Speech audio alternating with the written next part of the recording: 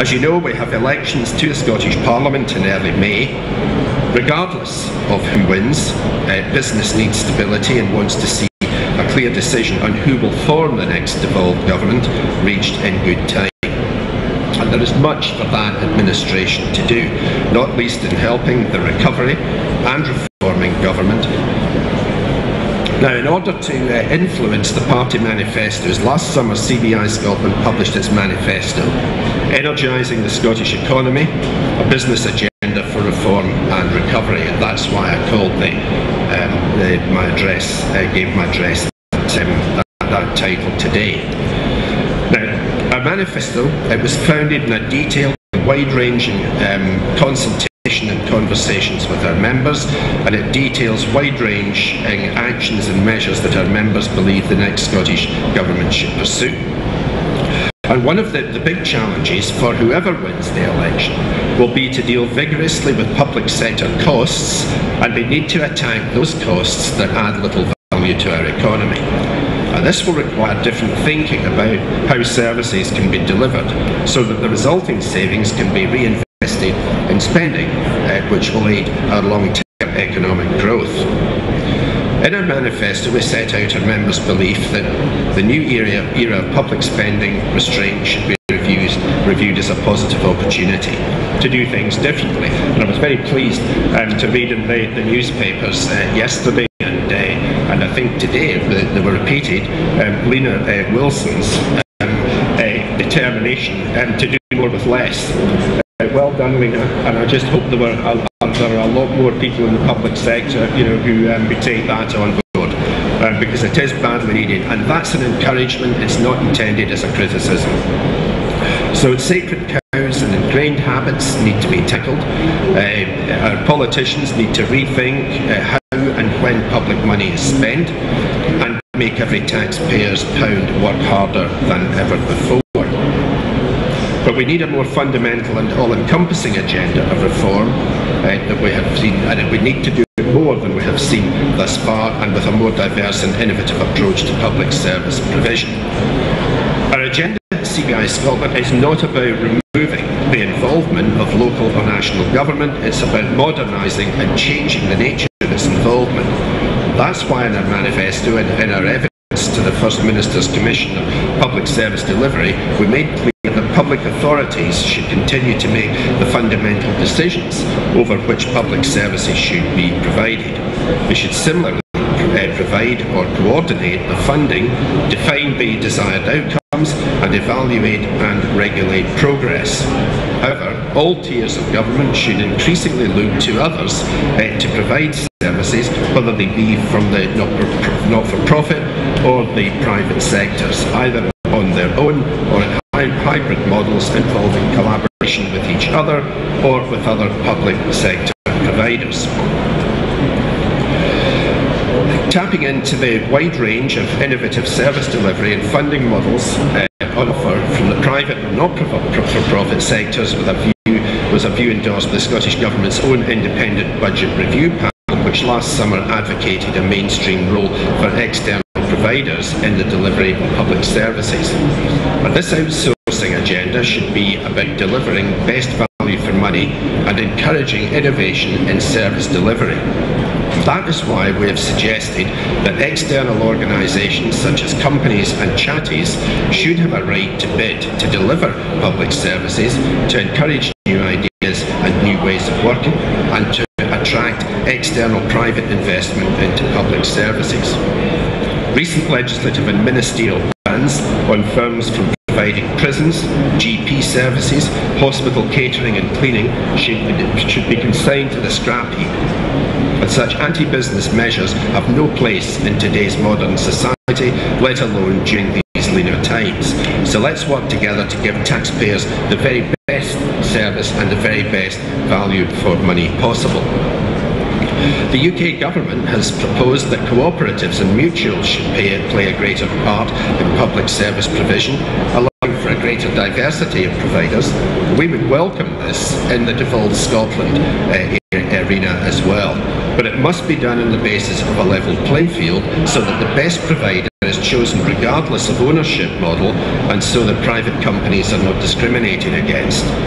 Good examples of private and third sector providers working with local government and public authorities in Scotland do exist, but they need to become much more widespread and commonplace.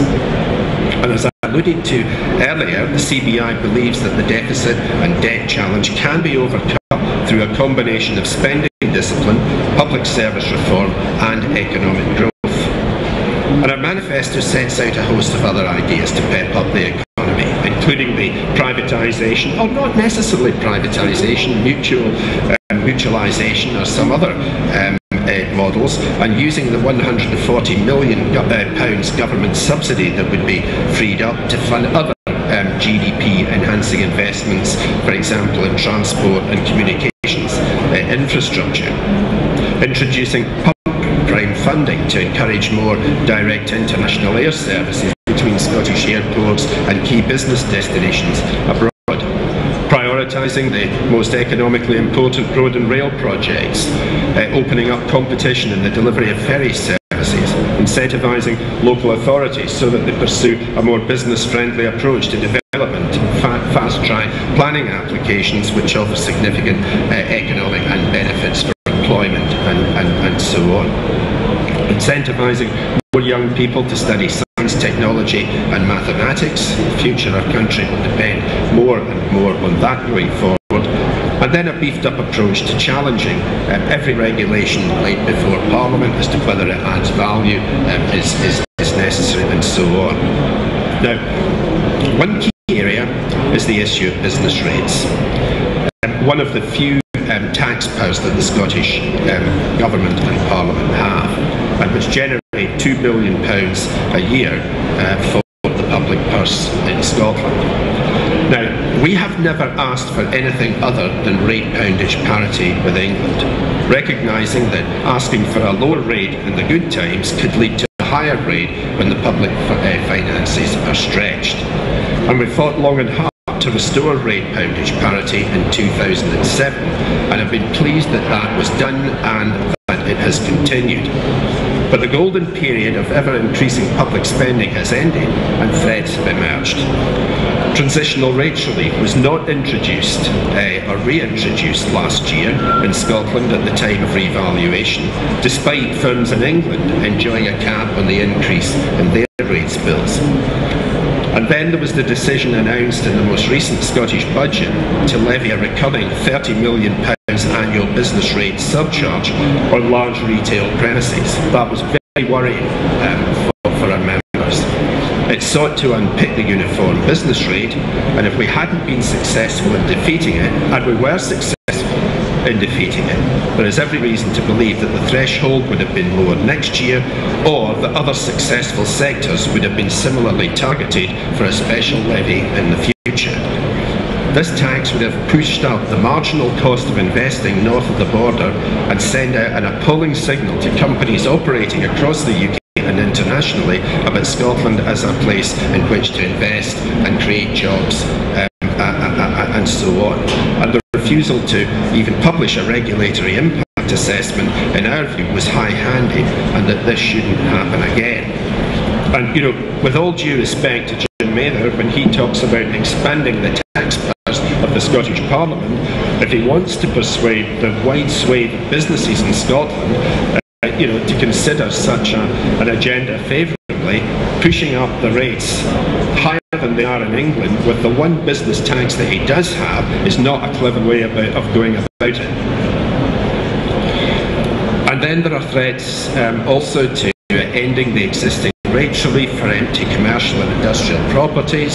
Some politicians have mooted that, but I would say around that, buildings are rarely left empty by choice, particularly when they don't generate an income. And a tax rise like that, coupled with the possibility that water charges may be imposed on empty commercial properties too, may cause financial insecurity for firms currently in possession of empty properties and could see new developments curtailed or even some buildings torn down to avoid the payments. So these threats of higher taxation are real and they're important in their own right, but they're important for another reason too. Scottish Parliament is set to gain significant new powers over the next few years, including several aspects of personal, business and environmental taxation, as well as borrowing to fund new capital investment.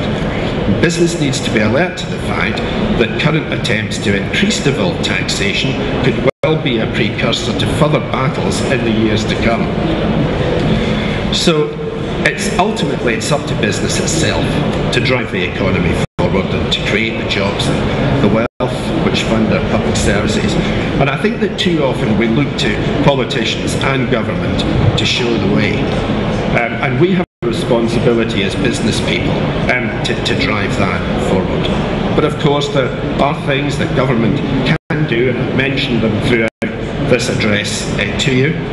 Keeping a tight lid on public spending, encouraging competition, promoting innovation and rebalancing spending towards investment rather than consumption. That's the agenda that we set out in our Energising the Scottish Economy manifesto. It's what we test our politicians' ideas against, and we'll continue to make the case on behalf of business, persuasively and yes, robustly too, when necessary. So Graham, thank you very much for inviting me here today, and ladies and gentlemen, thank you very much for listening to what I've had to say.